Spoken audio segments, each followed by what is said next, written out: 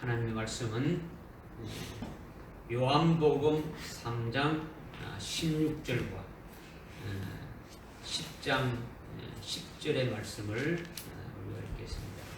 요한복음 3장 16절 말씀 먼저 보겠습니다. 우리 한번 다 찾았으니까 한번 이거는 이미 다 아는 말씀이니까 한번 합독을 하겠습니다. 시작. 하나님께서 세상을 이처럼 사랑하셔서 그의 독생자를 주시니 이는 그를 믿는 사람은 누구든지 멸망하지 않고 영생을 얻게 하려 하심이니라. 아멘. 10장 10절의 말씀을 보겠습니다.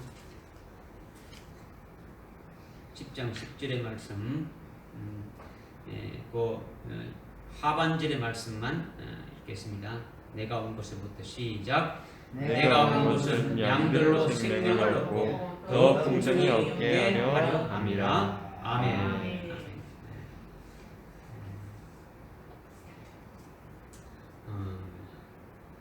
오후에 주실 말씀이 궁금하지 않습니까? 네? 오후의 말씀이 무슨 말씀을 하실까 궁금했습니까? 아니면 다 아는 것도 오늘 또 하는구나 또 이렇게 생각했습니까? 궁금했습니다. 제가 막 억지로 막 대답을 받기 위해서 하는 것 같은데 이런 게 궁금해야 돼요. 실은 궁금해야 도대체 오늘 뭐 이 말씀이 도대체 뭔가. 오전 말씀 같으면 오늘의 만나로 이렇게 요지라도 이렇게 주보에 실었는데 오후의 말씀은 그런 것도 없으니까 도대체 이 말씀이 뭔가 아주 궁금한 자가 되어야 이것이 하나님의 자녀로서 하나님이 오늘 나에게 하시는 말씀이 뭔가를 이렇게 자꾸 사모하는 것이 되니까 거기에 따른 복을 받을 수 있는 자가 되어지는 거죠. 오늘부터 한 7주간에 걸쳐서 아주 하나님의 특별한 우리에게 주시는 것을 진짜 말씀을 전가하는 거예요. 그래서 한번 따라하겠습니다. 하나님의 보석이 되게 하는 역사. 하나님의 보석이 되게 하는 역사. 하나님의 보석이 되게 하는 역사. 하나님의 보석이 되게 하는 역사. 하나님께서 우리를 하나님의 보석으로 만드신다는 거예요. 아멘. 우리가 하나님의 보석을 만드시는데 오늘부터 주시는 말씀을 여러분이 잘 묵상하고 거기에 참으로 내가 거기에 되어지길 소원하고 나간다면 그렇게 하나님이 해주시는 대로 말씀하시는 대로 그대로 되어질 수 있는 거예요. 여러분이 집에 다이아몬드나 금부치가 있으면 얼마나 보석이 있으면 그걸 소중히 여기십니까? 그죠? 오늘 하나님께서 이 보석을 만드니까 하나님의 보석이 도대체 뭔가 여러분들이 그렇게 생각할 수 있는데 하여튼 궁금하게 생각하고 오늘 전체적인 그 맥락을 여러분들에게 이제 말씀을 드리는 거예요. 그래서 여러분이 잘 깨닫고 빠지지 말고 이제 7주간 오늘부터 7주간을 여러분이 쭉 이렇게 말씀을 오후에 주시는 말씀을 잘 깨닫게 되면은 특별한 하나님의 은혜가 여러분들에게 임하게 되시는 거예요. 할렐루야. 네. 금강석을 알죠? 다이아몬드. 다이아몬드와 숯, 여러분들 불 떼고 나면 나무 숯이 남죠. 숯의 차이가 무엇입니까? 동위원소가 같죠. 탄소라는 건 같단 말이에요. 같은데 다이아몬드는 오랜 시간 동안 높은 아주 고열과 아주 압력에 의해서 결정되어지는 것이 다이아몬드고 숯은 그렇지 않는 거죠. 하여튼 이 다이아몬드와 숯은 똑같은 원소 기호지만은 그 가치는 이루 말할 수 없이 차이가 난다라는 거죠. 하나님께서 우리에게 하나님의 최고의 사랑으로 이렇게 우리를 만드시는데 하나님의 보석이 되는 그와 같은 자가 있는가 하면 그렇지 않는 숲과 같은 아무렇지 않은 그릇 같은 자도 있다라는 거죠. 여러분들이 이제 그런 것을 이제 이렇게 딱 이렇게 먼저 생각한다면 나도 거기에 포함됐으면 좋겠다. 이제 이런 소망이 불불 듯이 일어나야 되겠죠. 그죠? 하나님이 우리에게 하나님의 최고의 사랑으로 환난을 주셔서 이렇게 뭐 실패하고 좌절하고 멸망시키기 위해서 주는 것이 아니라 하늘나라의 어떤 최고의 영광과 상급을 주시기 위한 것임을 우리는 로마서 5장 1절부터 이렇게 5절까지의 말씀을 우리가 상고했어요. 그래서 하나님의 영광의 소망 안에서 우리가 즐거워하는데 그 하나님의 영광의 그 영광을 우리가 바라보며 소망하며 즐거워하는 것은 그것만 즐거워하는 것이 아니라 우리가 환난 중에서도 우리가 또 즐거워하게 된다. 왜 그러냐? 환난은 뭘 낳고? 환난은 뭘 낳고? 환난은 인내를 낳고, 인내는 소망을 한다. 근데 그 중에 뭐가 빠졌습니까? 연단이죠, 그죠? 연단. 이 환난은 하여튼 그 연단 가운데 하여튼 해서 결국은 우리로 하여금 소망이 이루어지게 하는 거예요. 믿어집니까? 그래서 소망이 부끄럽지 않는 것은 하나님께서 성령에 의해서 하나님의 사랑이 우리 마음속에 이렇게 부어졌기 때문이다. 이 말씀을 우리가 이미 깨달았어요. 소망에 대해서 우리가 쭉 말씀하면서 깨달았단 말이에요. 주님께서 이 땅에서 말할 수 없는 핍박과 고난을 받으시고 부활하셔서 하나님 보좌 우편에 아주 최고의 영광을 받으시고 계신 것을 우리가 보고 또 우리에게 보여주신 거예요. 그거 우리가 보고 있지 않습니까? 마찬가지로 우리도 하늘나라 최고의 영광과 상급을 받기 위해서는 주님 가신 길, 주님이 가신 그 길을 그대로 따라가면서 주님이 고난받으신 것처럼 우리도 고난받고 결국은 아주 목숨까지도 내놓아야 하는데 그것이 바로 하나님의 사랑이라는 것을 우리가 이미 알고 있는 거예요. 우리가 지금 하나님의 사랑에 대해서 삼일체 하나님의 사랑에 대해서 깨닫고 있잖아요. 성부 하나님의 사랑에 대해서 성자 하나님의 사랑에 대해서 성령 하나님의 사랑에 대해서 지금 쭉 우리가 오전 예배 때마다 이렇게 지금 깨달아오고 있는데 거기에서 특별하게 우리에게 하늘나라에 하여튼 우리를 위해서 이렇게 간직해두고 예배해 두신 그와 같은 것이 있다라는 거예요. 하나님이 우리에게 주실 것이 있다는 거예요. 이것을 우리에게 소망으로 믿음으로 보게 하시고 그것을 가지기 위해서는 주님이 하나님 보좌 우편에 최고의 영광된 그 자리에 앉기까지 이 땅에 오셔서 수많은 고난과 고통을 겪으신 다음에 결국은 십자가의 죽임까지 당하시고 부활하셔서 하늘나라 최고의 그 영광된 자리에 있는 것을 우리에게 먼저 보여주시고 우리도 주님 가신 그 길을 그대로 따라가게 하셨더라는 거예요. 그러니까 로마서 8장 17절 18절에 있는 그 말씀과 같이 우리가 하나님의 자녀이면 우리는 상속자이고 하나님의 상속자들이라는 거죠. 그리스도와 함께 하는 공동 상속자라는 거죠. 그래서 우리가 주님과 함께 그 영광을 받기 위해서는 우리도 고난도 받아야 된다는 거죠. 주님이 영광 받으신 것은 고난을 견디셨기 때문에 고난을 거쳐서 받으신 것이기 때문에 우리도 동일하게 그와 같이 되어질 것을 말씀하고 있는 거죠. 그런데 현재 우리가 받고 있는 고난, 우리가 이 땅에서 받고 있는 고난은 앞으로 우리가 장차 받게 될 그 영광에 비교하면은 그 아무것도 아니다. 아주 겸하다라는 거죠. 아주 가볍게 받을 수 있다. 이것을 말씀하고 있는 거죠. 비교가 안 된다는 거죠.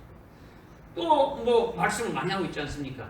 디모데후서 3장 12절에도 무릇 경건하게 살고자 하는 자는 하나님의 말씀대로 진리의 말씀대로 살고 주님과 하신 길을 그대로 따라가고자 하는 자는 그대로 나가고자 하는 자는 반드시 뭐가 오리라? 박해를 받게 된다는 거죠. 박해를 받게 된다. 뭐 바뀐다는 그냥 뭐 욕 한마디 묻는 이것이 아니라 그 속에는 우리의 그 목숨까지도 내놓아야 될 모든 것들이 다 포함되어 있는 거예요. 주님이 고난받았다는 것은 어느 뭐 힘든 일만 한 게 아니고 죽임까지 당하신 것이 그것이 주님이 받으신 고난이라는 거죠. 이것을 우리에게 말씀하고 있는 거예요. 빌립보서 1장 29절에도 말씀하고 있죠.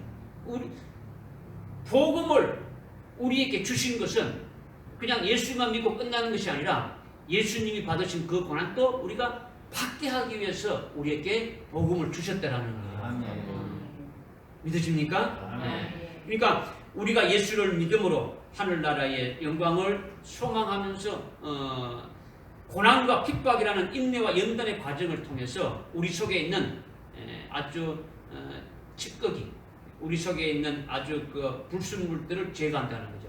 죄악의 어떤 그 찌꺼기와 신앙의 어떤 불순물들을 제거하고 우리의 믿음을 아주 정금 같은 보배로운 존재로 어떻게 합니까? 만든다라는 거죠.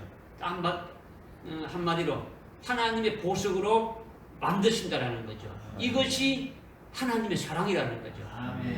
그렇게 하시는 것이 하나님의 사랑이란 말이에요. 그러니까 우리의 믿음이 정금같이 온전한 믿음이 되도록 계속 됩니다. 뜨거운 그 환란의 불 속에 집어넣는 믿음의 연단이 우리 속에 있는 모든 뭡니까? 불순물과 찌꺼기가 없어질 때까지 계속 하신다라는 거예요.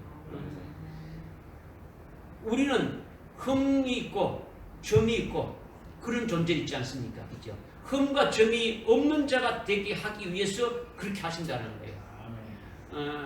오늘 오전에도 하나님께서 인을 치시는데 세 가지 인을 친다 했죠. 그리스도의 인을 치시고 성령의 인을 치시고 마지막에 하나님의 인을 치시는데 마지막 하나님의 인은 지금 오늘날 이때가 아니고 마지막 종말의 때에 환란이 시작되면 인을 치시는 거죠. 인을 친 것은 그리스도의 인을 받고 성령의 인을 받은 자들 가운데서 하나님께서 환란날에 쓰실 남종과 여종을 이렇게 딱 세우기 위해서 그들의 이마에다가 치는 거죠. 인을 친단 말이에요. 도장을 딱딱 찍는 거죠. 그런데 요한계시록 14장 그 5절에 이렇게 보게 되면 그들은 흠이 없는 자다라는 거죠. 하나님이 보실 때에 흠이 없는 자라는 거예요. 뭐 윤리 도덕적으로 흠이 없는 것이 아니라 아주 믿음으로 아주 흠이 없는 자임을 말씀하고 있습니다. 하나님의 사상과 하나님의 모든 그 뜻과 일치 딱 되지는 것이 흠이 없는 거예요. 하나님께서. 그래서 그와 같은 자들을 어떻게 합니까? 이마에다가 인을 탁탁 이렇게 치는 거죠. 너는 내 것이다 라는 거죠. 도장을 딱 찍는 거죠. 소유로 찍는 거다라는 거죠. 그래서 하나님께서 흠과 점과 아주 보잘것없는 우리들을 이미 창세전에 미리 아신 자들로 독생자의 형상에 일치시키기 위해서. 독생자는 흠이 있습니까 없습니까? 점도 없고 흠이 없는 그 독생자 예수 그리스도의 형상과 우리 일치시키게 하기 위해서 미리 정하셨고 미리 정하신 자들을 부르셨고 부르신 자들을 어렵게 하셨고 어렵게 하신 자들을 영화롭게 이렇게 하셨다 이렇게 말씀하고 있지 않습니까? 네. 그래서 욥도 욥기서 23장 10절 뭐 이렇게 이하에 13절 14절 이렇게 보게 되면 욥이 고백했지 않습니까? 하나님은 내가 가야 될 길을 내가 택한 길을 이미 알고 계신다. 하나님 내가 갈 길을 알고 계시고 그가 나를 연단하면 나는 천금같이 나온다라는 거죠. 주님이 내 갈 길을 알고 내 갈 길을 인도해 주셔서 주님이 내 갈 길 모든 것을 연단해서 나로 하여금 하여튼 아주 정금같이 불순물이 하나도 없는 정금이 뭡니까? 불순물이 하나도 없는 거죠. 그죠? 불순물이 하나도 없는 그와 같은 정금으로 나오게 한다라는 거죠. 오늘 우리도 성령으로 욕과 같은 고백을 해야 되는 거예요. 그죠? 그래야 믿음의 연단을 통해서 정금 같은 믿음의 소유자가 되고 하나님 나라의 아주 보배로운 존귀한 보석과 같은 자가 되어지는 거예요. 다이아몬드의 그 원석을 어떻게 합니까? 다이아몬드라는 것은 그대로 놔두면 특별한 뭐 값어치가 없지 않습니까? 그지? 그것을 어떻게 합니까? 아주 갈고 다듬고 연마했을 때 세상에서 가장 아름다운 보석이 되지 않습니까? 그냥 금강굴에 그냥 그 파서 그 나오는 금이 포함되어 있는 그 금방석을 그냥 놔두면 아무 쓸모없지 않습니까? 그걸 어떻게 합니까? 용광로 속에다가 집어여서 아주 수천 도나 되는 그 고온에서 어떻게 합니까? 그것을 계속 불순물, 찌꺼기 전부 다 됩니까? 다 태워버리는 거죠. 태워버리고 남는 것이 뭡니까? 금이 되는 거죠. 한 번만에 안 되니까 됩니까? 계속 들어가는 거예요. 들어가고 나오고 하는 거예요. 그래서 얼마나 들어갔다 나왔냐, 얼마나 그 용광로 속에서 이렇게 들어갔냐에 따라서 이제 순도가 높아지는 거죠.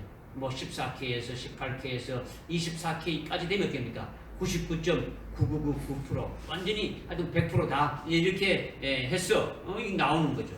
그래서 우리에게도 고난과 핍박이라는 그 믿음의 연단을 통해서 다듬어져서 하늘나라 영생에 합당한 영광과 상급을 받을 수 있는 하나님의 보석이 되게 하신다라는 거예요. 아멘. 할렐루야. 아멘. 그래서 성경에서는 우리로 하여금 주님이 재림하실 때에 어떻게 또 표현하고 있냐면 우리가 아는 그리스도의 신부로 이렇게 세움받는다 이런 표현도 있겠지만은 아주 간단하게 말하는 게 뭐냐면 흠도 없이 점도 없이 주님 앞에 서기를 바란다는 말씀이 굉장히 많이 나오죠. 점도 없이 흠도 없이 그분 앞에 서기를 바란다라는 거죠. 아멘. 그래서 아예 하나님께서 우리를 아주 하나님의 생명을 낳으시고 생명을 낳은 우리들을 어떻게 하느냐, 그 목적을 선택했죠. 어떻게 하신 목적? 그 아들의 형상에 아주 거룩하고 흠없게 하실 것, 우리를 거룩하고 흠없게 하실 것을 택했다라는 거죠. 택했다는 거죠. 이것을 다른 에베소서 1장 4절에 했던 말씀을 로마서 8장 29절에 어떻게 말씀합니까? 미리 아신 자들로 그 아들의 형상에 일치시킨 거죠. 흠이 없고 점이 없는 그리스도의 형상에 우리를 일치시키는 거다라는 거죠. 할렐루야. 이거를 말씀하고 있는 거죠. 데살로니가 전서 한번 찾아보죠. 데살로니가 전서 4장 13절에 보니까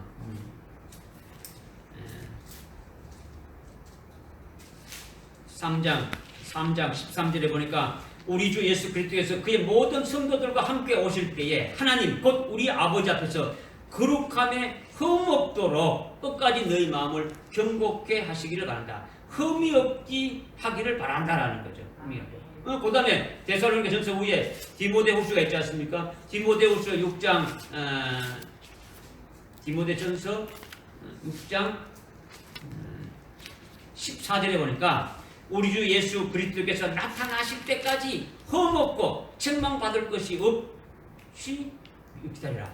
아주 흠없이 계속 점도 없이 흠없이 모욕을 안 해가지고 얼굴에 검버스 집혀가지고 지금 이런 걸 말하는 게 아니란 말이에요. 그지? 여기서 그리고 베드로후서라든가 골로새서라든가 맞죠? 저 뒤에 베드로후서 한번 봅시다. 베드로후서 3장 이왕 찾아봤으니까 베드로후서 3장에 보게 되면 3장 14절에 보니까 그러므로 사랑하는 자들아 너희가 이런 것을 기다리고 있으니 점없고 흠없이 평강 가운데 그분께 발견되도록 힘쓰라. 이게 뭐냐? 앞에 10절에 이어지는 거죠. 주의 날이 밤에 도둑같이 오리니 주님이 오신단 말이야. 그 오시는 날에 어떻게 해야 되느냐? 점없고 흠없이 그분 앞에 나타날 수 있도록 발견될 수 있도록 하라는 거예요. 믿어집니까? 이렇게 하기 위해서 어떻게 됩니까? 우리에게 믿음의 연단이 필요하다라는 거예요. 믿음의 연단. 우리로 하여금 나는 예수 잘 믿고 근데 그게 아니라 우리로 하여금 하나님의 특별한 하나님의 사랑을 부어주시기 뭐라고 했습니까? 우리에게 환난을 주신다라는 거죠. 환난 가운데 연단이 있고 연단을 통해서 인내를 해서 결국은 우리가 바라던 그 하나님 우리에게 주시려는 그 소망이 이루어지게 하시는 그 하나님의 사랑이시라는 거예요. 아멘. 할렐루야. 그러니까 반드시 어떤 과정을 거쳐야 된다는 겁니까? 연단의 과정을 거쳐야 된다는 거죠. 그죠? 연단의 과정. 우리의 믿음의 연단의 과정이 반드시 필요하다라는 거예요. 아멘. 그러니까 예수님의 제자 중에 베드로가 있지 않습니까? 예? 베드로 졸립니까? 졸리면 안 돼요. 지금 졸리면 여러분 정신 차리지 않으면요. 마귀는 그 마태복음 13장에 네 가지 밭이 나오는데 네 가지 밭에 아주 옥토가 아주 좋은 밭이 있고 하나는 또 나머지 밭이 뭐 있습니까? 돌짝 밭이 있고 또 가시떨기 밭이 있고 길가 밭이 있다.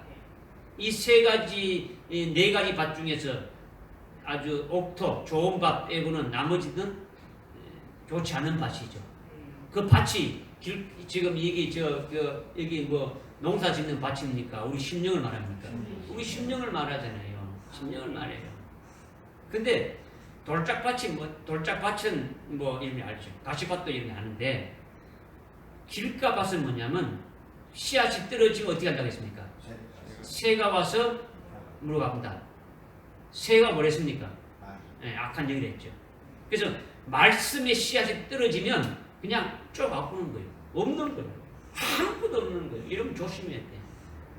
말씀에 여러분들이 아주 창념해가지고 아주 듣지 않으면은 이런 아무 소용이 없는 거예요.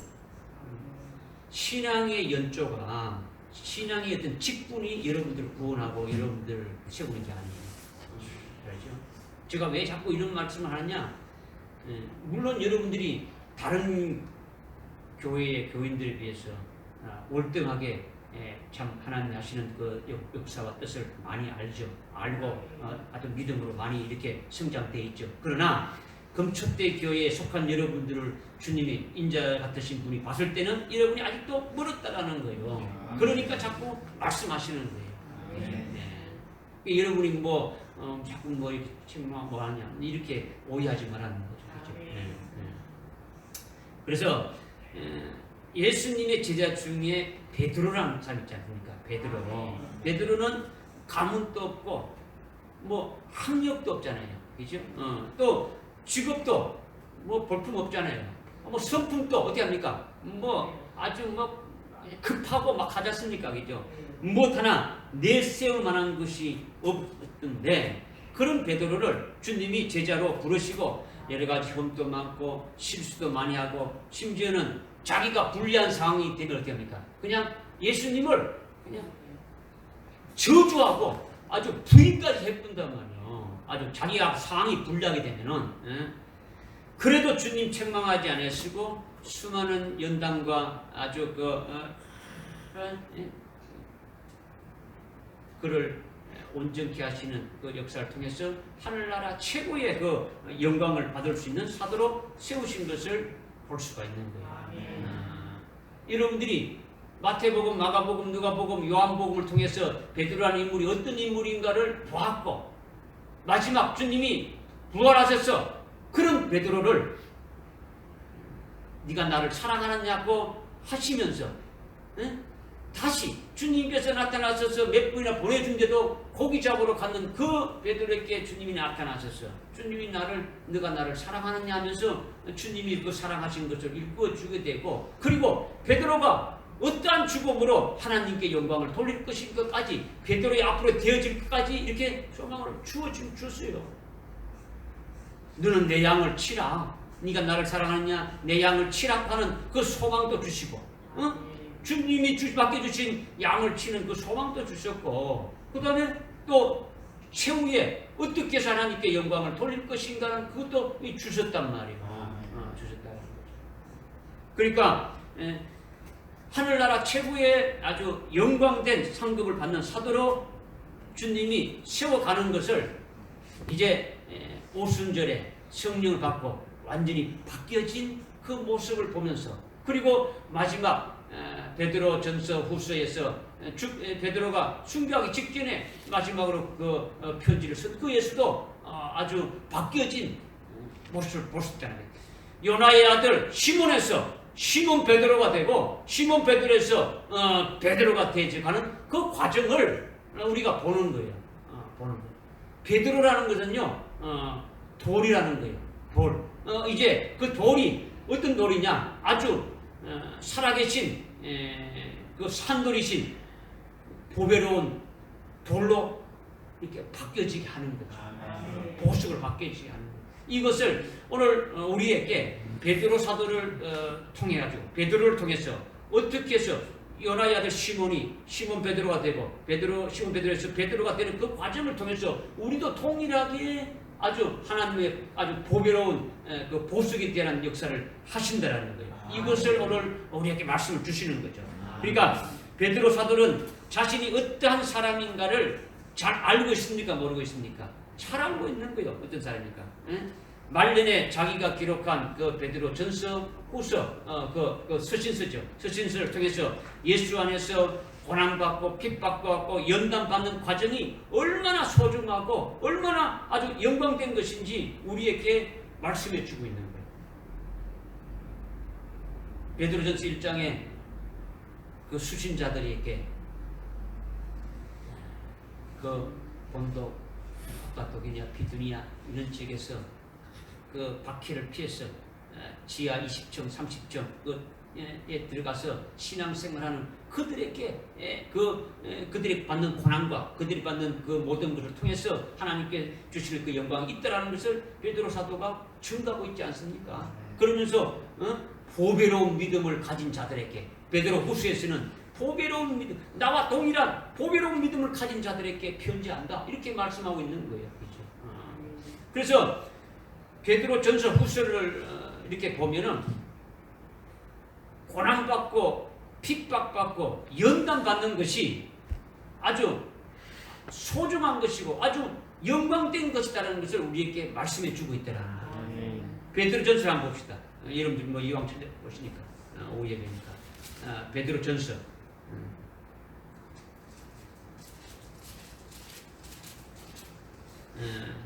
베드로전서 찾았습니까? 많은데 1장 6절 보니까 그러므로 필요하던 너희가 여러 가지 시험으로 잠시 슬퍼할 수밖에 없지만 그것을 크게 기뻐하는 것은 너희 믿음의 시련이 불려 단련된지라도 없어져 버리는 것보다 훨씬 더 귀하게 되어 예수 그리스도께서 나타나실 때에 재림하실 때에 칭찬과 존귀와 영광을 받게 하려 함이라 이 말씀하고 있는 거죠. 응? 1장에서 말씀하고 있는 또 2장을 한번 볼게요. 2장에서도 2장의 21절에 2장 21절에 보니까 이를 위하여 20절도 마찬가지죠. 너희가 잘못을 해 매를 막고 무슨 영광이 있겠냐. 그러나 선을 행하다가 예수님의 이름을 위하여 복음을 전하다가 고난을 받고 참으면 그것은 하나님 기뻐하실 만한 것이니 21절에 이를 위하여 너희가 부르심을 받았으니 그리스도도 우리를 위하여 고난을 받으시고 우리에게 한 본을 남겨서 그 발자취를 너희로 그의 발자취를 따르게 하셨다. 응? 주님이 고난을 받으셨고 그 본을 남기셨는데 우리도 그 본을 따라서 가야 된다. 3장에 17절에 보니까 3장 17절에 보니까 선한 양심을 가지라. 이는 그들이 행악자들이 하는 것처럼 너희를 비방하더라도 그리스도 안에 있는 있는 너희의 선행을 그리스도에 비난하는 것을 보고 부끄러워하지 아니함이라. 17절에 보니까 하나님의 뜻이 그러다면 악을 행하다가 고난을 당하니 선을 행하다가 당하는 것이 낫다는 거죠. 응? 하나님의 뜻이 뭐냐? 선을 행하다가 고난을 당하라는 거죠. 믿어집니까? 네. 4장에는 1절에 그러므로 그리스도께서 그때 우리를 위하여 육체로 고난받으시니 너희도 같은 생각으로 무장하라. 같은 생각으로 무장하는 겁니까? 같이 고난받으라. 이는 육체로 고난을 받는 자는 죄로 달려들어요. 고난받는 것이 같은 주님과 같은 생각으로 달려나가는 것이죠. 그 다음에 12절에 보니까 사랑하는 자들아 너희를 연단시키려는 불같은 시련에 관하여 너희에게 어떤 이상한 일이 일어나는 것처럼 이상히 여기지 말고 도리어 너희가 그리스도의 고난에 참여하는 자들이 되는 것이니 즐거워하라. 이는 그의 영광이 나타날 때에 너희로 큰 기쁨으로 즐거워하려 함이라. 14절에 너희가 그리스도의 이름을 위하여 욕을 당하면 복이 있나니 이는 영광의 영 곧 하나님께서 너희 위에 안식하고 계시기 때문이라. 16절에 그러나 만일 너희가 그리스도인으로서 고난을 당하면 부끄러워하지 말고 오히려 그 일에 하나님께 영광을 돌리라. 계속 말씀하고 있는 거죠. 계속 말씀하고. 뭐 5장에 없습니까? 5장에 마찬가지죠. 5장에도 9절에 보면 믿음 안에 서서 믿음 안에 굳게 서서 그를 대적하라. 이런 세상에 있는 너희 형제들도 동일한 고난을 당할 줄 압니다. 그러나 모든 은혜의 하나님 곧 그리스도 예수를 인하여 그의 영원한 영광으로 우리를 부르신 분께서 너희가 잠깐 고난을 받은 후에 너희를 온전케 하시고 경고케 하시며 힘을 주시려고 박받하신다. 말씀하고 있는 계속 고난과 연단을 통해서 우리에게 있게 될 것을 말씀하고 있는 거예요. 베드로의 이러한 고백은 예수님 안에서 고난받고 핍박받는 그 연단의 과정이 결국 하늘나라 최고의 아주 영광과 상급을 받기 위해서는 반드시 있어야 된다. 이것을 고백하고 있는 거예요. 뭐 베드로만 그런 게 아니고 다른 사도들도 그렇게 고백하고 있는 거예요.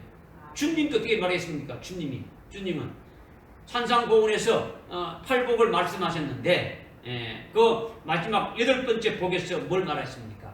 의를 위하여 핍박을 받는 자들이 복이 있다.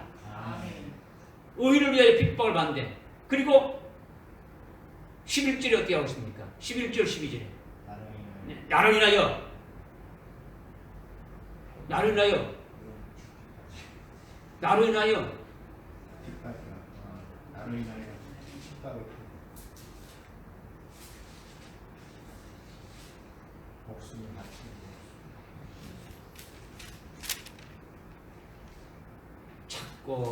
찾고 잊어버리고 찾고 잊어버리고 10절에서 11절에서 뭘 말하십니까? 11절에서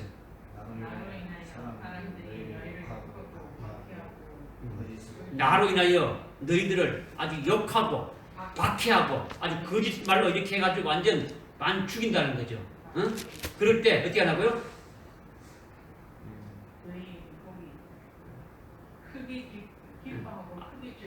크게 기뻐하라는 거예요. 왜 기뻐하는 겁니까? 하늘에 상이 크다. 복을 말하니까 상이 크다. 그냥 상이 있다는 게 아니고 어떻게 하냐고요? 아니 상이 크다라는 거예요. 아멘. 아니, 예수님을 믿는 것 때문에. 그래서 요한계시록 20장 4절과 5절 어떻게 말씀입니까? 예수의 증거와 하나님의 말씀을 위하여 목배임을 받는 자들. 예수의 증인으로서 그 복음을 전하고 하나님의 말씀이 뭡니까? 하나님의 말씀이 영원한 복음이죠. 그 복음을 증거하다가 아주 목배임을 받게 하는 자들이 아주 최고의 영광된 것에 들어갈 것을 말씀해 주시는 거예요. 믿으십니까? 아멘. 그러니까 지금 베드로가 이러한 고백은 예수 안에서 고난받고 핍박받고 연단받는 그 과정이 결국은 하늘나라 최고의 영광과 상급을 받기 위해서는 반드시 있어야 됨을 베드로가 직접 체험하고 고백하는 거예요. 자기가 체험하고 있다. 베드로가 오순절에 성령을 받고 그냥 나가서 그냥 막 대제사장과 서기관과 바리새인들 앞에서 너희들이 죽인 그 예수가 바로 다시 살아나셨고 그 예수가 살아나신 그 예수가 바로 우리들의 구주다 막 증거했지 않습니까? 그러니까 됩니까? 베드로를 붙잡아가지고 막 매질도 하고 옥에 엮기도 하지 않습니까? 그런 과정을 다 겪은 거예요. 여러분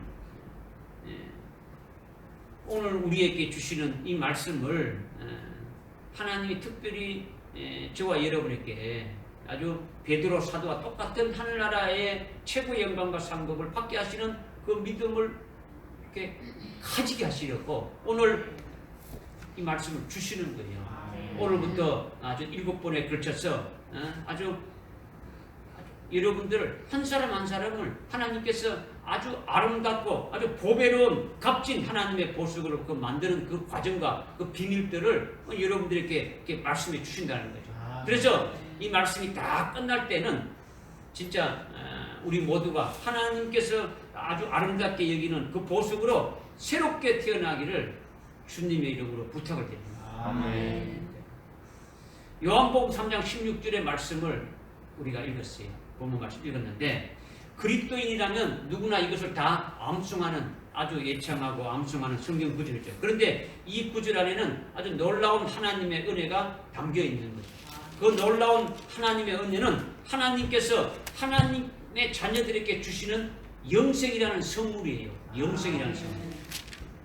여러분, 영생이 무엇입니까? 영생이 무엇입니까? 영생이라는 것은 영원한 생명으로 아주 누린다는 그런 의미가 있지만은 그저 죽지 않고 아주 영원히 사는 그런 시시한 그런 삶을 말하는 것이 아니라는 거죠. 아주 죽지 않고 영원토록 사는데 그냥 죽지 않고 사는 것이다. 이걸 말하는 것이 아니라는 거죠. 마귀도 불택자도 지옥에 가서 죽지 않고 고통받으면서 영원히 사는 거예요. 얼마 동안 고통받다가 없어지는 겁니까?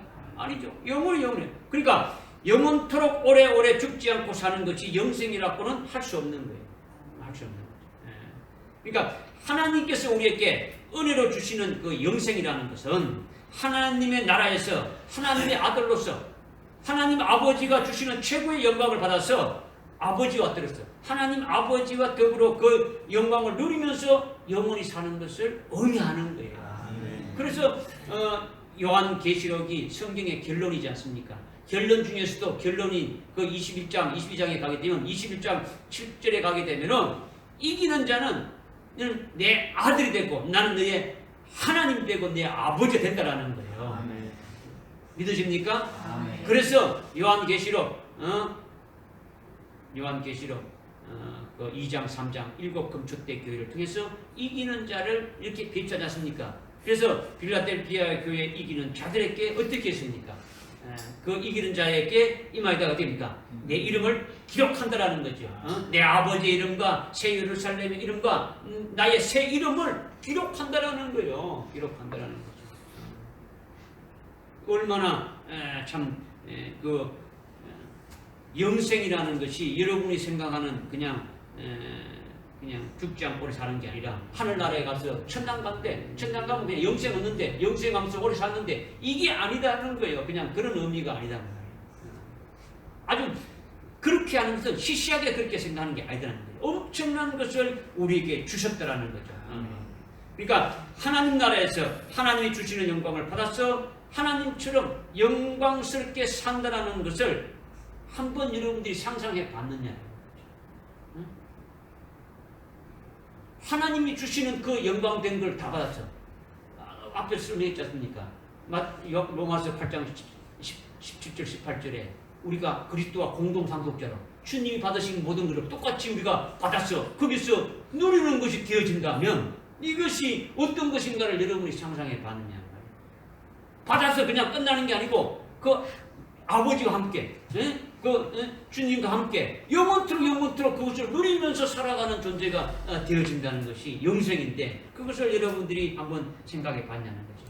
말로 표현할 수 없는 놀라운 하나님의 은혜에 감격하지 않을 수가 없는 거예요.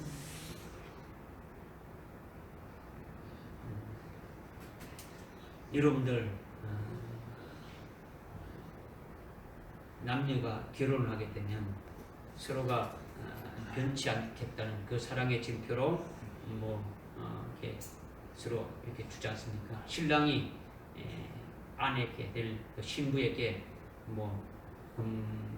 금가락지라든가 아니면 다이아몬드 이렇게 반지를 끼워주는 거죠.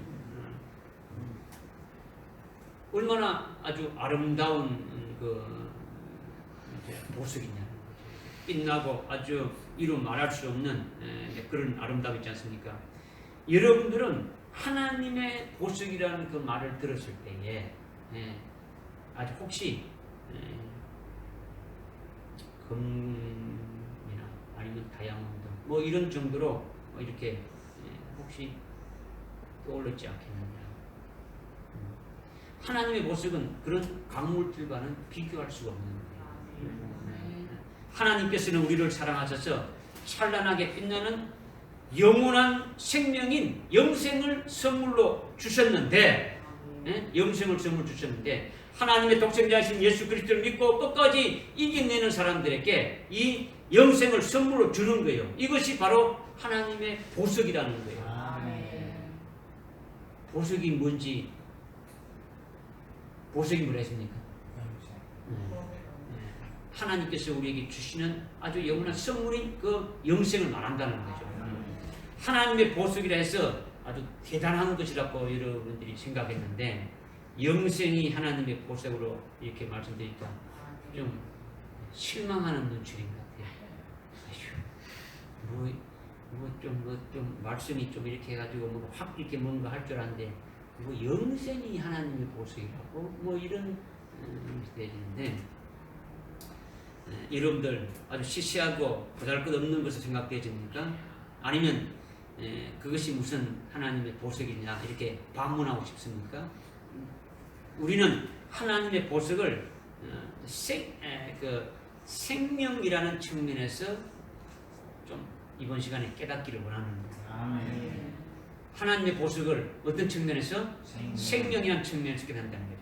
성경에서 말씀하고 있는 보석, 보배라는 그 말은 보석이다. 보배라는 말은 헬라어로 아주 명사로 말할 때는 티메라고 해요. 티메라고 하고 형용사로 말할 때 아주 보배롭다, 아주 존귀하다 이렇게 할 때는 티모스 이렇게 말한다는 거예요. 명사로 말할 때는 뭐라고요? 티메라고 하는 거죠. 아주 형용사로 말할 때는 아주 티모스라고 하는 거죠.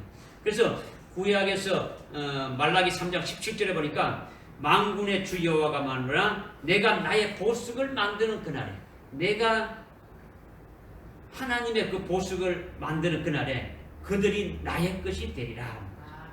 하나님이 나의 보석을 만드는데 그 보석이 뭔가 그들이 내가 나의 아들이 된다는 거죠. 하나님의 아들이 될 자에 대해서 지금 말씀하고 있는 거죠. 그죠?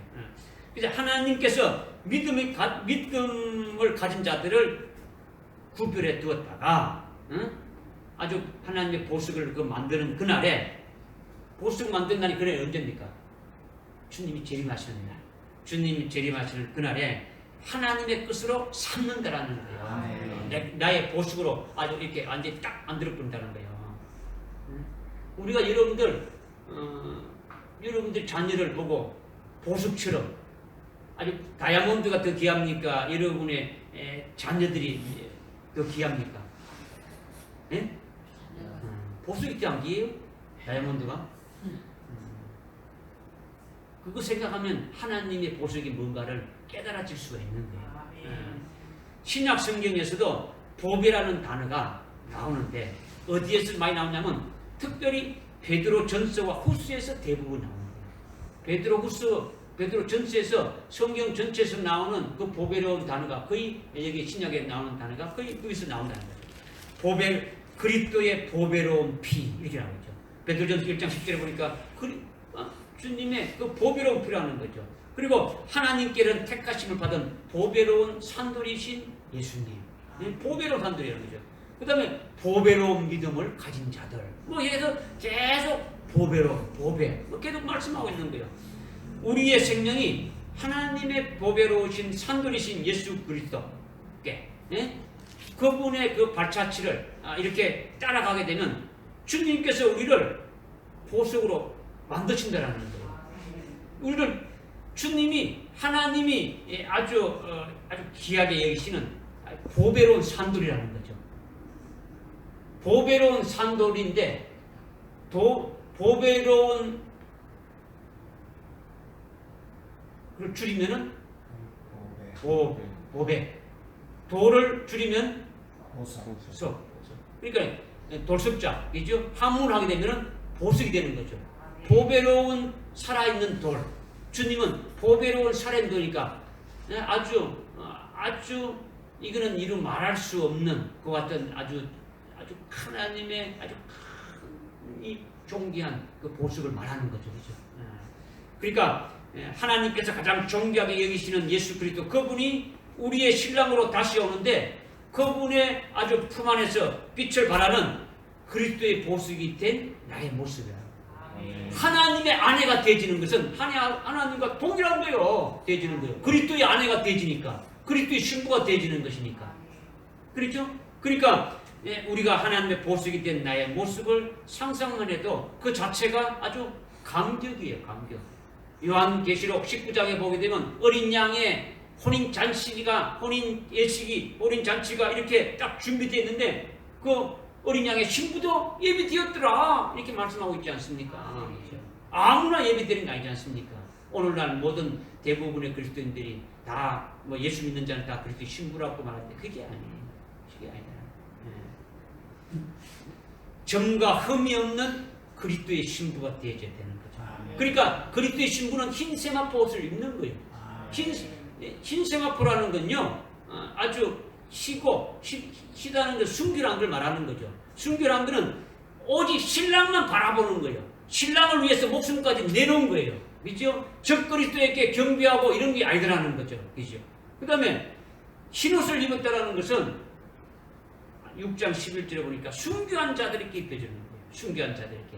요한계시록의 흰옷은 순교한 자들에게 입혀주는 옷이다라는 거죠. 그러니까 하나님의 그 아내, 그리스도의 아내, 어린 양의 아내가 하나님의 보석이라는 거죠. 그래서 그것을 요한계시록 21장 9절에서 말씀하고 있죠.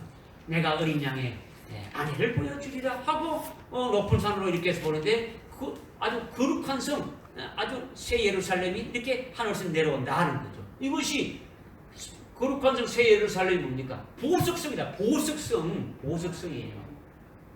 그거를 9절에서 뭐라 말했습니까? 어린 양의 아내라고 했단 말이에요. 어린 양의 신부라는 거죠. 할렐루야. 아멘. 여러분이 그냥 그렇다더라가 아니고 거기에 내가 그 모습이 됐다는 것을 여러분이 진짜 믿음의 눈으로 보고 그것을 소망하고 내가 거기에 들어가는 자가 되지라 말씀하고 있지 않습니까? 그게 중요한 것이지. 그렇다더라. 아, 그런 뜻이구나. 이거 100분 알아봐야 아무 소용없는 거예요. 여기에 직접 여러분들이 해당자가 되어져야 된다는 거예요. 해당자가 되어져야 된다.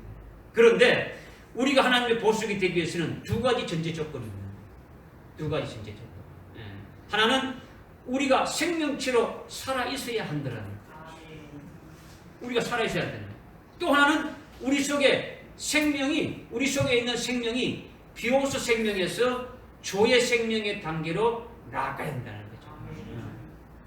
성경의 생명에 대해서 크게 두 가지로 말씀하고 있는데 헬라어로 이렇게 우리는 우리말로 생명 그러면 뭐 이런 나무도 생명, 뭐 사람도 생명, 짐승도 생명 딱 똑같은데 헬라어는 아주 딱 구분되어 있단 말이에요. 비오스 생명은 일반 이 모든 만물의 생명을 비오스 생명이라고 하는 거예요. 그 다음에 조의 생명은 하나님의 생명을 말한다. 영원한 생명을 말하는 거죠. 영원한 생명, 영생을 말한다라는 거죠.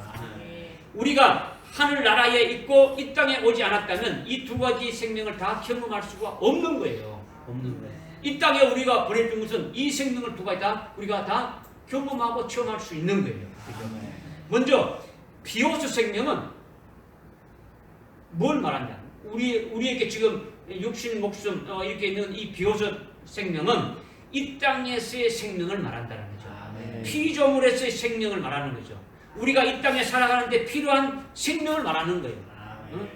그러니까 비오스 생명은 영어로 한다면은 this life예요. this life. 이 생을 말한단 말이에요. 이 땅에서 살아가는 생명을 말한다라는 거죠. 이 땅에 살아가는데 필요한 먹을 것, 입을 것, 뭐 건강한 것, 여러 가지 누리는 것 모든 것들이 뭡니까? 이것이 생명이라는 거예요. 육신 목숨만 말하는 게 아니고 이 땅에 우리가 먹고 살고 하는 이 모든 것들이 다 비오스 생명이라는 거예요. 누가복음 8장 4절 이하에 아까 이제 그 네 가지 밭이 나오는데 그 중에서 씨 뿌리는 비유 중에서 씨가 가시떨기에 떨어졌다 했죠. 가시떨기에 떨어지게 되면은 뭐에 대한 염려가 있다고 했습니까? 예? 정확하게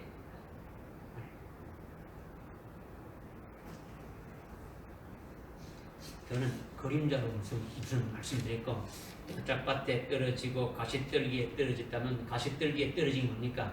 돌짝밭에 떨어진 거는 햇볕이 이렇게 비쳐서 뿌리가 없어서 말라버렸다. 가시떨기에 떨어지면 어떻게 되는 겁니까?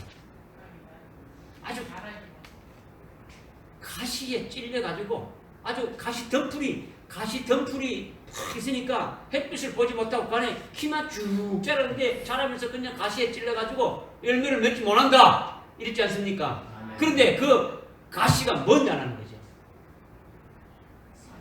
예? 세상. 세상이라고. 예. 누가복음 8장 4절 한번 읽으십시오. 한번 읽어보십시오. 다 찾았어요.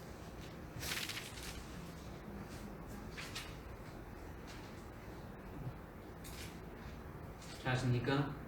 야, 누가 읽어보십시오. 씨가 가시들 비탄이 떨어졌다는 것은 말씀을 듣기는 들어도 가서 이생의 염려와 고와 쾌락에 억눌려 온전함에 이르는 열매를 맺지 못하는 뭐라고요? 가시떨기에 찔려가지고 뭐라고요? 온전함에 이르는 아니.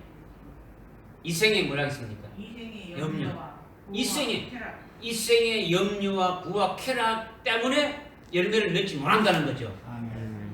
이 생이 뭡니까? 이 생. 이 생. 아주 금생이죠. 이 생에, 그러니까 지금 이 땅에 살아가는 거죠. 이 땅에 살아가는 거, 먹을 거, 아주 입을 거, 건강, 뭐 힘, 이런 데 대한 염려, 그 다음에 부와 쾌락으로 인해가지고 하나님의 말씀이 가로막혀서 열매를 맺지 못한다는 거예요. 응? 그러니까 이 땅에 살아가는데 필요한 모든 것이 뭐라는 겁니까? 생명이다라는 거죠. 생명이라는 거죠. 그 생명이 부족하면 뭐 한다는 겁니까? 그 생명이 부족하면 뭐 한다 했습니까? 온전함에 이르는 열매를 아니, 그 앞에 이 생에 염려 염려한다는 거죠. 염려한다는 거죠. 부족하면. 응? 생명이 부족하면 염려하는 거죠. 응? 응? 걱정하면서 하나님의 말씀을 드리지 못하고 아주 열매를 맺지 못한다는 거예요. 아니, 무엇을 먹을까 입을까 마실까 염려하잖아요. 이 땅에 육신 목숨을 위해 가지고 여러분들이 무엇을 먹을까 입을까 마실까 염려하며 살아가는 이것이 전부 다 생명이라는 거죠. 이 땅에 필요한 모든 것들이 생명이 되어진다는 거죠. 그러니까 또 이 땅에 살아가는데 필요한 생명이 아주 많아지면 어떻게 되는 겁니까? 많아지면 아주 부와 쾌락으로 아주 물질이 많아지고 명예가 높아지면 풍족해서 넘치게 되면 어떻게 되는 겁니까? 세상에 속한 자가 되어서 결국은 멸망으로 가니까 열매를 맺지 못한다는 거죠. 이 땅의 생명이 살아가는 생명이 부족해도 열매를 맺지 못하고 많아도 열매를 맺지 못한다. 이걸 지금 말씀하고 있는 거예요. 요한일서 2장 16절에 우리 알고 있지 않습니까? 이 세상에 있는 모든 것들이 육신의 정욕과 안목의 정욕과 아주 이생의 자랑이다. 이거는 아버지께 속한 것이 아니다. 세상에 속한 것이다. 이렇게 말씀하고 있지 않습니까? 이 땅에 살아가고 있는 그 모든 것들로 이 되어지는 것이 이생이단 말이에요. 여러분들이 밥 안 먹으면 살아갈 수 있어요? 먹는 것이 그것이 생명이다라는 거죠. 입고 자고 뭐 하는 모든 것들이. 하여튼 이 땅에 살아가는데 필요한 비로소 생명은 부족해도 문제가 있고 아주 풍족해도 모든 문제가 되어진다라는 거죠. 그래서 잠언 30장 이게 8절 9절에 보게 되면 이렇게 말씀하고 있죠. 내가 나로 하여금 가난하게도 마옵시고 아주 부하게도 마옵시고 오직 필요한 양식으로 내게 먹여줘가지고 내가 혹시 배불러서 하나님을 모른다 할까 이렇게 들었고 또 내가 가난해서 도둑질하면서 하나님의 이름을 욕되게 할까 두렵더라는 거죠. 그래서 디모데전서 6장 6절이라든가 히브리서 13장 5절에서 보니까 현재 우리의 형편과 처지에서 내가 가진 것으로 만족할 줄 아는 그런 경건에 이르는 것이 아주 큰 이익이다. 이렇게 지금 말씀하고 있는 거예요. 우리가 어떤 것에 취하든 간에 그것으로 만족할 줄 아는 것이 이 땅에서 우리가 살아가는 것이 되어야 되지. 뭐 부족하면 부족한 거에 대해서 거기에서 빠져가지고 일을 맺지 못하고 많으면 풍족해서 물질이 많고 영양 그러니까 명예가 올라가고 이렇게 해가지고 그것을 해가지고 열매를 맺지 못한다면 이거는 문제가 있다 이것을 말씀하고 있는 거죠. 또 하나의 생명이 조의 생명이란 말이에요. 조의 생명. 조의 생명 뭡니까? 하나님의 생명이죠. 영생이라는 거죠. 조의 생명은 하나님의 본질적인 생명이라는 거죠. 하나님의 그 영광을 누리며 하늘나라에서 영광을 누리면서 영원히 사는 영원한 생명이라는 거죠. 하나님의 생명은 하나님의 그냥 하늘나라에서 어디에 먹지 못해가지고 초라하게 그렇게 살아가고 있습니까? 하나님의 생명은 아주 영광을 누리면서 살고 있고 아주 영원한 생명을 가지고 있는 거예요. 그러니까 하나님의 보석으로 사는 삶이 바로 영원한 그 영생을 우리에게 말씀하고 있다는 거죠. 믿어집니까? 그러니까 예수님이 요한복음 3장 16절에 말씀하신 생명, 그 생명을 요한복음 10장 10절에서 어떻게 말씀합니까? 어떻게 말씀했습니까? 내가 양이 온 것은 생명을 얻고 양으로 하여금 생명을 얻게 하고 그 생명을 더 풍성하게 해주기 위해서 오셨다는 거죠. 그 생명을 풍성하게 했다는 게 뭡니까? 계속 자라게 해서 그 예수님의 생명이 온전한 생명이지 않습니까? 그 예수님의 생명과 일치시키는 거죠. 예수님의 생명과 일치되게 되면은 예수님이 하나님의 가장 아주 하나님 아버지의 아주 보석이지 않습니까? 하나님의 아주 살아있는 산돌이신 예수 그리스도지 않습니까? 그분과 우리가 함께 하나로 이 땅 만들어주게 되어진다라는 거예요. 믿어지십니까? 그러니까 여기서의 영생은 생명이라고도 하죠. 요한복음에 보게 되면 생명의 빛이다. 생명의 떡이다. 이 생명이 영생이란 말이에요. 조의 생명을 말하는 거죠. 하나님의 독생자 예수 안에서 누리는 생명이 이 땅에서의 누리는 그 생명을 말하는 것이 아니라 하늘나라에서 누리는 영원한 생명을 말하는데 예수님은 우리로 하여금 하늘나라에서 하나님 아버지 같이 영광스럽게 아주 영원히 사는 그런 영생을 얻게 하고 그 아주 생명으로 아주 풍성히 얻게 하려 하기 위해서 우리에게 오셔서 그렇게 하신다라는 거예요. 할렐루야. 아멘. 이와 같이 우리는 이 땅에 살아가는데 필요한 비옷의 생명과 하늘나라의 영광을 누리는데 필요한 아주 조의 생명 이 두 가지를 가지고 있는 거예요. 아멘. 가지고 있는 거예요. 그렇다면 우리에게 하나님의 생명으로 난 생명이 있습니까? 없습니까? 아멘. 우리 속에 영속에 있지 않습니까? 그렇죠? 그리고 이 땅에 살아가는 비옷 생명이 있지 않습니까? 하나님의 자녀들인 우리는 과연 그러면 어느 쪽에다가 비중을 두어야 되느냐? 비옷의 생명이 중요합니까? 아니면 조의 생명이 중요한 겁니까? 네? 우리 속에 있는 비옷의 생명과 조의 생명이 있는데 과연 그러면 어떻게 할 것인가? 이게 중요한 거죠. 이 중요한 거죠. 이거를 여러분들이 이해하기 쉽게 제가 하나 말씀드릴게요. 완두콩을 한번 예를 들어볼게요. 뭐를 예를 든다고요? 완두콩. 완두콩은 콩알이 먼저 생깁니까? 콩꼬투리가 먼저 생깁니까? 콩꼬투리가 생기고 나중에 콩알이 만들어지게 되어지는 거죠. 졸리에요? 아주 충실하게 잘 익은 완두콩을 얻기 위해서는 반드시 튼튼하게 잘 감싸는 뭐가 필요한 겁니까? 콩꼬투리가 먼저 있어야 되지는 거예요. 그러나 콩꼬투리는 콩알이 튼튼하게 잘 맺히기 위해서만 존재하는 거예요.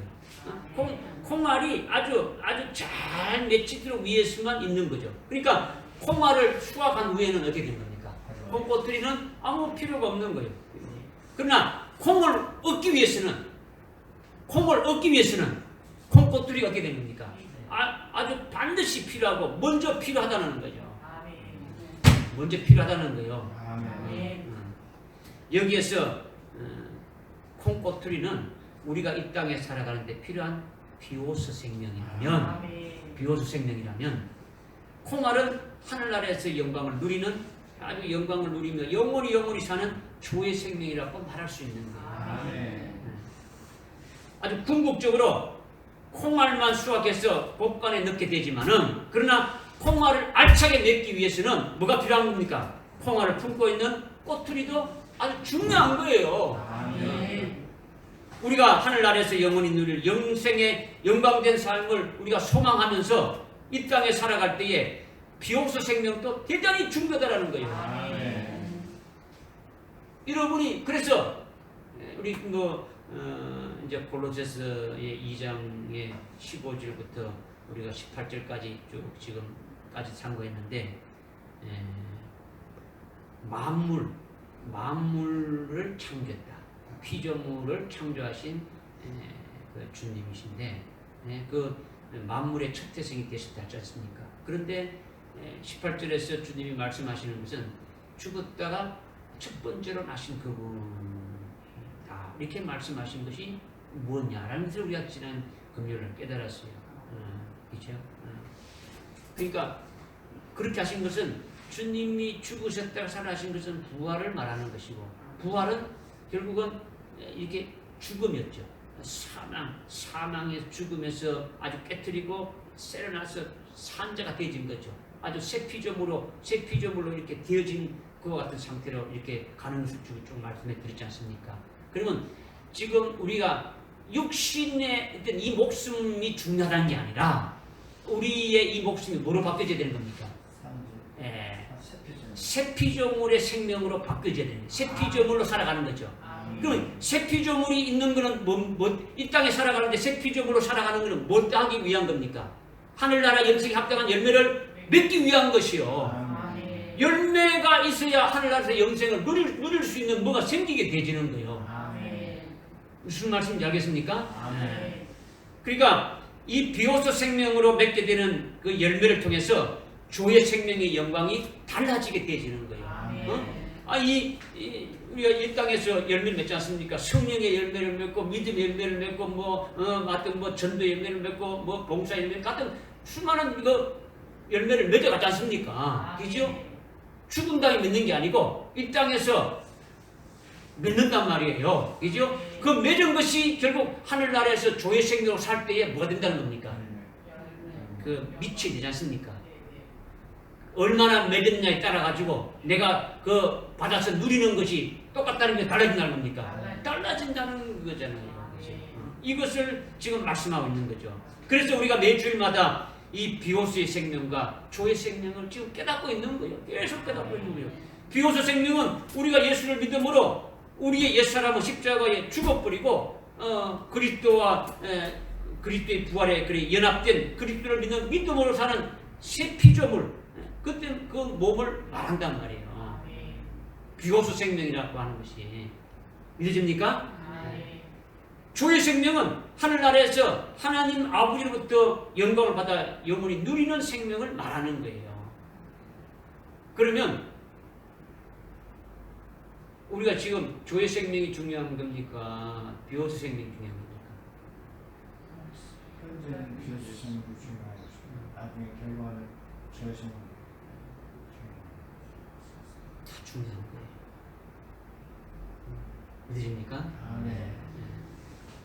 그렇다면 우리가 이 땅에 살아가는데 필요한 생명, 콩꽃들이 해당되는 비오스 생명은 과연 어떻게 살아가야 되느냐라는 거예요. 어떻게 살아가야 되느냐? 비오스 생명에서 조의 생명의 단계로 자꾸 나아가야 되는 거예요. 조의 생명의 단계로. 우리는 이 땅에 살면서 필요한 비오스 생명이 부족해도 불편을 느끼고 고통을 느끼잖아요. 이 땅에 무엇을 먹을까, 입을까, 마실까, 이것이 부족해도 고통을 느끼 안 느껴요? 고통을 느끼는 거죠. 이 과정을 통해서 우리는 하나님의 생명으로 충만하게 되고 하나님의 보석으로 완성되어야 된다는 거예요. 보석이 되는 것은 뭘 과정을 거쳐야 됐습니까? 고난의 과정, 연단의 과정이 있어야 되잖아요. 그러니까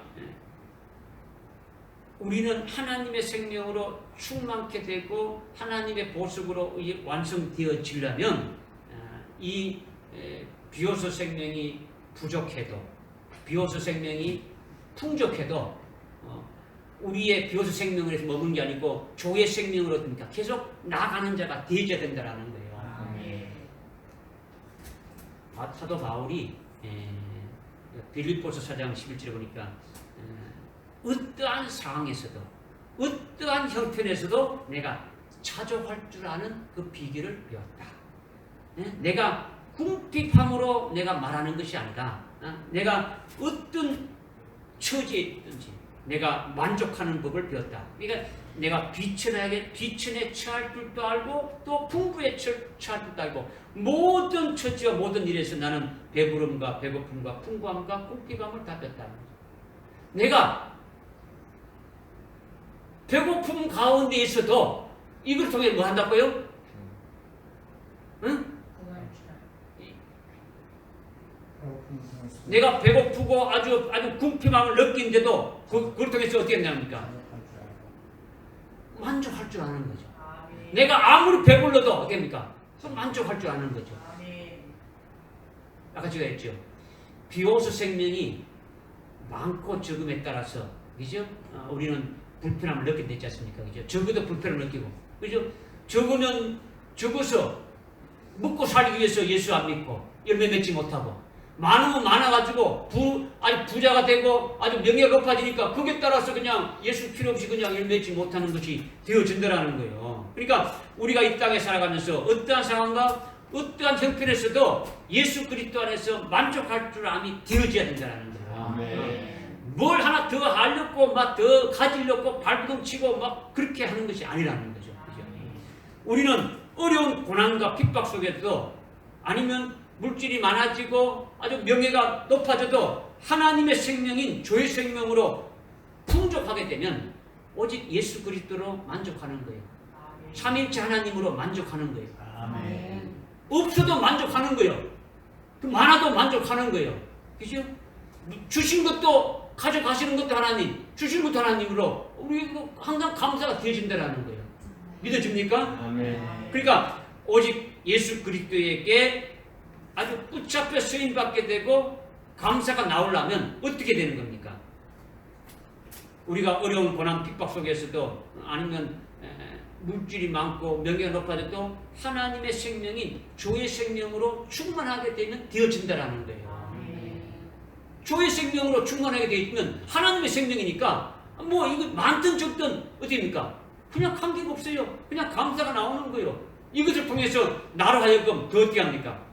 하나님께 열매 맺게 하신다는 것을 알게 되어지는 거죠.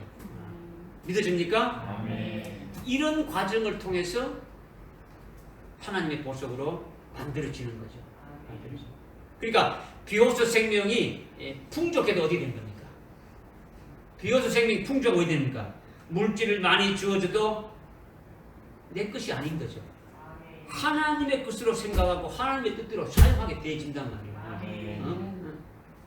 명예가 높아져도 하나님의 영광을 위해서 사용되어지는 거예요. 열매 맺지 못한 게 아니고 그것을 통해서 다 열매 맺게 되어진다는 거예요. 비로소 생명이 부족해도 어떻게 합니까? 고난과 핍박이 와도 나에게 하늘나라의 영광을 주시기 위한 것으로 깨닫게 되니까 감사하고 찬송이 되어지는 거예요. 할렐루야. 아멘. 주님이 재림하실 때에 그 전에 7년 환란이 됐지 않습니까? 그죠? 7년 환란이 끝나고 주님이 재림하시는데 7년 환란이 끝날 때 이 땅에 있는 것들 어디 될까요? 다 불타지고 마는다는 거죠. 응? 재림하신 주님이 친히 만왕의 왕으로 통치하시는 천년왕국이 이렇게 세워진단 말이에요. 이 우주에 있는 이 모든 것 다 불타져 버리고 참 주님이 새롭게 다스리는 그런 나라가 세워지는 거죠. 그때에 그 마지막 이 지구가 없어질 때에 나무나 이렇게 풀 같은 믿음을 가진 자들은 지구와 함께 다 불타지고 마는 거예요. 무슨 말씀인지 알겠습니까? 나무와 풀 같은 신앙이 뭡니까? 네? 나무와 풀 같은 신앙이 뭐라는 거예요? 육신의 것으로 맺어진 열매, 성령의 것으로 맺어진 것이 아닙니다. 주님이 오실 때 주님이 오실 때 그 전에 뭐가 있겠습니까? 환란이 있고 주님 오신 다음에 뭐가 있고요? 주님 다스리는 나라가 세워지는 거죠. 주님이 다스리는 나라가 세워지는 것은 이 땅에 그냥 이 지금 오염된 이 땅에 그냥 세워지는 게 아니다라는 거죠. 주님이 오시기 전에 환란의 마지막 그 나팔이 불 때 어디 있는 겁니까? 이 지구는 폭발하고 이 지구를 전부 다 무너져 버리고 완전히 새롭게 되어진다라는 거예요. 그때에 함께 죽어지는 자들이 누굽니까? 그때 없는 자들은 누굽니까? 순교한 자들은 이미 없을 것이고 순교하지 않고 배도하고 끝까지 뭔가 살아보겠다고 이렇게 한 자들은 남아서 같이 이렇게 없어지는 거죠. 그가 나무 같은 그런 신앙들이 되어지는 거예요. 타지고 마는 거예요. 타지고 만다. 믿어집니까? 그 고린도전서 5장인가 이렇게 보면 또 말씀하고 있지 않습니까? 우리를 건축물에 비유하면서 어떤 사람은 금으로, 어떤 사람은 은으로, 어떤 사람은 롱으로, 철로, 어떤 사람은 나무로, 어떤 사람은 불로, 뭐 이렇게 지푸라기로 이렇게 집을 지었는데 마지막 심판 때 불의 공력이 싹 지나갈 때 타져버리면 부끄러운 꼴이고 그렇지 않은 걸 상을 받는 이렇게 했지 않습니까? 이걸 지금 마지막 때 우리에게 대해서 주시는 말씀을 주신 거죠. 그렇죠? 믿어집니까? 아멘. 그러니까 그때를 대비해서 우리의 믿음이 보배로운 보석이 되어져야 된다는 거죠. 아멘. 할렐루야. 아멘. 믿어집니까? 아멘. 그래서 21장에 보게 되면 만왕의 왕이신 그 주님이 재림하시는 그리스도의 신부 어린 양의 아내가 하늘에서 내려오는데 그것이 거룩한 도성 뭐랬습니까? 새 예루살렘이라고 말해주고 있는데 그 성이 뭐로 되어 있습니까? 보석성으로 되어 있단 말이에요. 보석성으로 아주 되어 있는데 성벽에 아주 그 12기초석은 아주 각종 보석으로 되어 있는데 그 12기초석에는 12사도의 이름이 기록되어 있더라 이렇게 말씀하고 있지 않습니까? 그죠? 보석으로 단장된 거룩한 도성 새 예루살렘 성이 바로 하나님의 어린 양이라고 이렇게 말씀하고 있는데 그 어린 양의 안에는 만왕의 왕이신 그 재림하신 예수님의 그 신부가 될 자들이지 않습니까? 그죠? 이들이 바로 하나님의 보석이다 이것을 지금 말씀하고 있는 거죠. 그런데 하나님의 보석인 어린 양의 신부가 되기 위해서는 12사도의 그 차원에 12사도 차원의 신앙이 되어야 된다. 믿음이 되어야 된다는 것을 우리에게 말씀해 주고 있는 거죠. 그 보석성의 기초가 뭐라는 겁니까? 아주 각종 보석인데 그 기초 속에 뭐 이름이 있다는 겁니까? 12사도의 이름이 있다는 것은 12사도의 그 신앙처럼 되어져야 된다. 이것을 말씀하고 있는 거죠. 12사도가 어떻게 했습니까? 전부 다 순교했지 않습니까? 순교했지 않습니까? 결국은 순교를 하나님께 영광을 돌렸는데 12사도의 그 신앙 차원에 행하신 그 모든 그 믿음의 열매들이 12보석이 되어지는 거예요. 그러니까 순교의 믿음이 아니면 하나님의 보석이 될 수 없는 거죠. 재림하시는 그리스도의 신부가 될 수 없단 말이에요. 그러니까 하나님의 보석이 되는 사람은 따로 정해져 있는 것이 아니단 말이에요. 하나님께서 저 돌들로 아브라함의 자손을 이렇게 되게 하실 수 있다고 마태복음 3장에서 이렇게 말씀하고 있지 않습니까? 하나님께서 길가에 부르는 아주 하찮은 그 돌 같은 가치 없는 자들도 이방인조차도 아브라함의 자손을 되게 할 수 있는데 오늘 우리를 경기장에서 달리는 사람들은 모두 다 한 사람만 상을 받게 되지 않습니까? 그렇죠? 달리는 사람. 달리게 한 사람은 상을 어떻게 합니까? 1등 하는 사람만 상 주지 않습니까? 그렇죠? 그런데 상을 받는 사람은 출발선에서 상을 받고자 애쓰면서 그 목표를 향해서 달려갑니까? 달려가게 되어지는 거죠. 그죠? 그런데 고린도전서 9장 24절 25절에 보게 되면은 믿음의 경주를 한 사람은 누구나 영광의 면류관을 받을 수 있다라는 거예요. 끝까지 결승에 도착하는 사람들은 한 사람만 주는 게 아니고 그 모든 사람에게 줄 것을 말씀하고 있는 거죠. 그러니까 그리스도 안에서 하늘나라 최고의 영광과 상급을 소망하면서 그것을 바라보면서 예수의 그 전부 하나님 말씀으로 인하여 아주 고난받고 핍박받고 환난을 받을 때 인내하면서 결국 순교하기까지 이 땅의 삶을 사는 사람은 어린 양의 아내인 거룩한 도성 그 새 예루살렘 보석성처럼 하나님 보석이 되게 하신다는 거예요. 아멘. 할렐루야. 아멘. 이것을 여러분들이 믿으시기 바랍니다. 아멘. 이렇게 하나님 보석이 되게 하기 위해서 우리로 하여금 아주 구체적으로 아주 이제 이뤄가실 거예요. 그래서 이제 먼저 보배로운 목격을 하게 되고 아주 그것이 이루어지기 위해서 보배로운 실험과 연단을 거치게 하고 그것을 통해서 실험과 연단을 통해서 우리가 보배로운 믿음을 가지게 하고 보배로운 믿음을 가진 다음에 보배로운 그릇으로 사용하다가 보배로운 피를 흘리고 하나님의 보배로운 보석으로 만드신다는 것이 지금 쭉 이렇게 이제 할 것을 먼저 제목으로 이렇게 말씀드렸는데 그와 같은 과정으로 우리를 만들어 가신다는 거예요. 아멘. 할렐루야. 아멘. 소망이 생깁니까? 아멘. 우리가 그 자리에 들어가길 바랍니다. 아멘. 기도하겠습니다. 하나님 아버지 참으로 감사합니다. 오늘 하나님이 보석이 되게 하시는 그 역사에 대해서 우리가 전체적인 총괄적인 것을 알았습니다. 우리에게 참으로 영생을 주셨는데 그 영원한 생명이 무엇인 것인 것을 우리가 깨달았는데 우리에게는 참으로 이 비보석의 생명과 또 조의 생명이 있는데 이 참으로 우리의 그 비로소 생명이 날마다 조의 생명으로 나아가서 하늘나라 영생이 합당한 열매들을 많이 맺을 수 있는 그와 같은 자들로 세워주셔서 참으로 하나님께서 아주 귀하게 여기는 그 하나님의 보석으로 다 세워질 수 있는 저들 되게 인도해 주시옵소서. 예수님의 이름으로 엎드려옵나이다. 아멘.